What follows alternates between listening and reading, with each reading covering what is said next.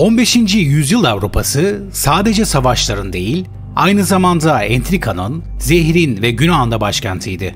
Bu dönemde Roma'daki Vatikan Sarayı, kutsal bir mekandan çok taht kavgalarının ve karanlık planların merkezine dönüşmüştü. Bu karanlığın başrolünde ise bir aile vardı. Borgialar. Rodrigo Borgia, 1 Ocak 1431'de İspanya'nın Valencia kentinde doğdu. Aslen Aragon kökenliydi ve Katolik Kilisesi'nin zirvesine yükselmek için olağanüstü bir zeka, etkileyici bir diplomasi yeteneği ve sınırsız bir hırsla donatılmıştı. Amcası Papa 3. Callectus sayesinde genç yaşta kardinal oldu.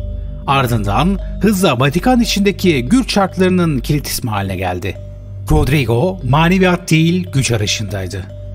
Resmiyette ruhban hayatı sürse de Rodrigo, kilisenin cinsel yasaklarını hiçe sayarak metresi Vanazzo Catani'den 3 çocuk sahibi oldu.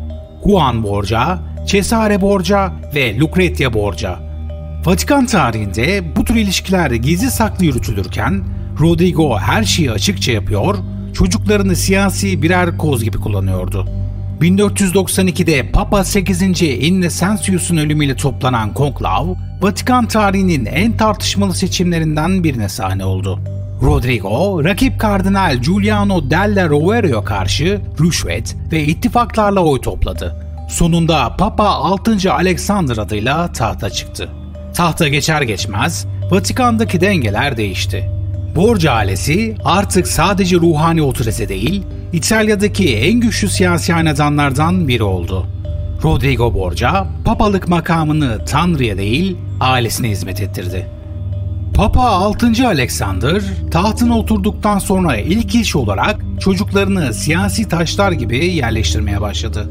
Oğlu Cesare Borgia, kilise hiyerarşisinde hızla yükseltilerek 18 yaşında kardinal yapıldı. Fakat herkes biliyordu ki Cesare'nin gözünde inanç değil, iktidar vardı. Babasının favorisi olan kardeşi Juan, Cesare'nin kıskançlık ve kinini körüklüyordu. Juan sadece babasının sevgisini değil, gücünü ve saygısını da alıyordu. Juan Borgia, ailenin askeri lideri olarak öne çıktı. Babası Papa 6. Alexander onu papalık ordusunun başına geçirdi. Maalesef çok geçmeden 1497 yılında Juan Borgia'nın cesedi Roma Tiber Nehri'nden çıkarıldı. Vücudu bıçak darbeleriyle doluydu ama cüzdanı ve mücevherleri yerindeydi. Bu bir soygun değil, planlı bir infazdı. Papa 6. Alexander büyük acı çekti ama soruşturma açmadı. Çünkü katilin muhtemelen diğer oğlu Cesare Borgia olduğunu biliyordu. Bu olay asla açıklığa kavuşmadı. Ama Cesare'nin taht yolundaki tek engelin Juan olması dikkatlerden kaçmadı. Juan'ın ölümünden sonra Cesare kardinallikten istifa etti ve ordunun başına geçti. Artık Tanrı'nın değil, orduların adamıydı. Fransa ile ittifak kurdu. Valentino Dükü ünvanını aldı ve kendi ordusunu kurarak Orta İtalya'da kanlı fetihlere başladı. Cesare yalnızca savaş alanlarında değil, sofralarda bile düşmanlarını zehirleterek ortadan kaldırıyordu.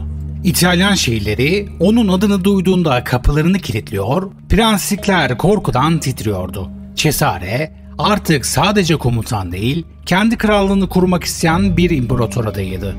Rodrigo'nun en tartışmalı çocuğu ise Lucrezia Borgia'ydı. Lucrezia, güzelliği, zekası ve evliliklerle kurduğu ittifaklar nedeniyle Vatikan'ın altın kızı olarak görülüyordu. Fakat aynı zamanda babası ve kardeşi tarafından siyasi evliliklere zorlanarak bir tür piyon haline getirildi. Henüz 13 yaşındayken siyasi hesaplarla Giovanni Sforza ile evlendirildi. Bu evlilik politik çıkarları karşılamayınca Papa nikahı iptal ettirdi. Boşanma gerekçesi olarak Giovanni'nin iktidarsız olduğu ilan edildi.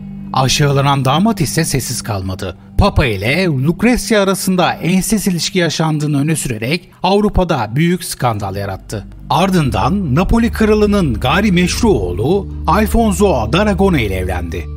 Ne var ki Alfonso, Cesare'nin iktidar planlarıyla çelişmeye başlayınca bir gece Vatikan'da öldürüldü. Katil resmen bulunamadı. Ama emir sahibinin kim olduğu belliydi. Son yıllarında Ferrara düşesi olarak saygınlık kazanan Lucrezia, sanatı ve edebiyatı destekledi. Entelektüellerle dostluklar kurdu. Ama Vatikan'daki gölgeler peşini bırakmadı. Bazı tarihçiler onu Avrupa'nın en soğukkanlı kadın figürlerinden biri olarak görürken, kimileri sadece babası ve kardeş tarafından kullanılan bir araç olarak yorumladı. 8. çocuğuna hamileyken doğum sırasında hayatını kaybetti. Lucrezia'nın ölümü, Borgia hanedanının içten içe çatırdayan temellerinin de çöküşüydü. Saray duvarlarının ardında artık kahkahalar değil, fısıltılar dolaşıyordu. Papa yaşlanıyor, Cesare aldığı diplomatik yaraların izlerini taşırken gücünü toplamaya çalışıyor, Lucrezia ise artık geçmişin bir hatırasına dönüşüyordu. Her şeye rağmen Borgia'lar hala zirvedeydi ama tahtlarının altı sessizce oyuluyordu. Beklenen son ise 1513 yılında Roma'yı kavuran bir yaz akşamında gelmişti. Papa 6. Alexander ve Cesare, Vatikan bahçelerinde düzenlenen özel bir ziyafetten sonra fenalaştı. Her ikisi de ateş içinde kıvranıyor, halüsinasyonlar görüyor, vücutları çürüyormuş gibi titriyordu. O dönem öne çıkan iddiaya göre aslında bir düşmanlarını zehirlemek istemişlerdi ama şarap kadehleri karışmış ve zehirli içkiyi kendileri içmişlerdi. Papa 6. Alexander birkaç gün içinde öldü. Cesedi çürümeye başladığı için tabuta bile zor yerleştirildi. Vatikan'daki kardinaller onun hatırasını silmek için belgeleri yaktı, mal varlığına el koydu. Borgia ismi Roma'da lanetle anılan bir soy haline geldi. Cesare Borgia zehirden kurtulsa da artık tek başına kimsesizdi. Yeni Papa 2. Julius onun düşmanıydı. Cesare önce tutuklandı. Sonra İspanya'ya sürgün edildi. 1507'de bir kuşatma sırasında pusuya düşürüldü. Cesedi bir tepenin yamacında zırhsız, çıplak ve yüzü tanınmayacak halde bulundu. Hayalini kurduğu krallık kendi mezarı olmuştu. Borgia hanedanı Avrupa tarihinde sadece kanlı değil, Vatikan'ın en karanlık dönemiyle kazındı.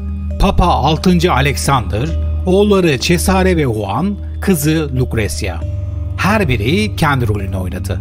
Ama bu rollerin tamamı bir imparatorluğun ortasında oynanan ölümcül bir satrançtı.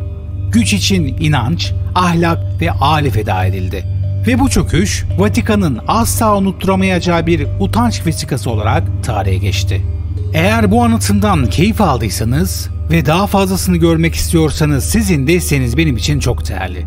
Kanalıma abone olup videoyu beğenerek bu hikayelerin daha çok kişiye ulaşmasına katkıda bulunabilirsiniz.